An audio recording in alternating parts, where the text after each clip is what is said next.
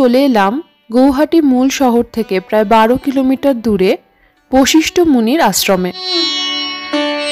গৌহাটির পল্টন বাজার থেকে অনবরত বাস সার্ভিস আছে, যাতে মাত্র 30 মিনিটে পৌঁছে যাওয়া যায় এই মন্দিরে। এই মন্দিরটি অহোম ডাইনাস্টির লাস্ট এক্সিস্টিং মনুমেন্ট। 1764 সালে অহোম রাজা রাজেশ্বর সিংহা এই মন্দিরটি তৈরি করেন। তার সাথে 835 বিঘা জমিও উনি মন্দিরটিকে দান করেন। বশিষ্ঠ মুনি ছিলেন ভগবান রামের গুরুদেব। মনে করা হয় এই মন্দিরই ছিল ওনার আদি বাড়ি।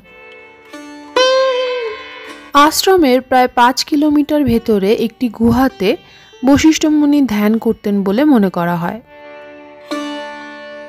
আশ্রমের ভিতরে অবস্থিত এটি একটি শিব মন্দির। সন্ধ্যা, কান্তা ও ললিতা নামে 3টি নদীর মিলনস্থল হলো এই আশ্রম। এই 3টি নদী মেঘালয় থেকে এসে এখানে মিলিত হয়ে বশিষ্ঠ এবং বাহিনী নদী রূপে গৌহাটি শহরের উপর দিয়ে প্রবাহিত হয়েছে।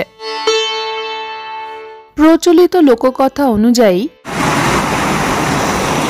এটা বলা হয় যে এই জলে ডুব দিলে একজন ব্যক্তির জীবন বৃদ্ধি পায় এবং কৃত পাপগুলি ধুয়ে যায়।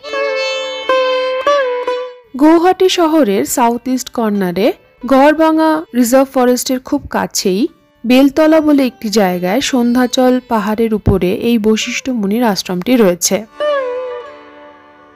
আমার সাথে ঘুরে বেড়াতে তোমাদের কেমন লাগছে অবশ্যই কমেন্ট করে জানিও।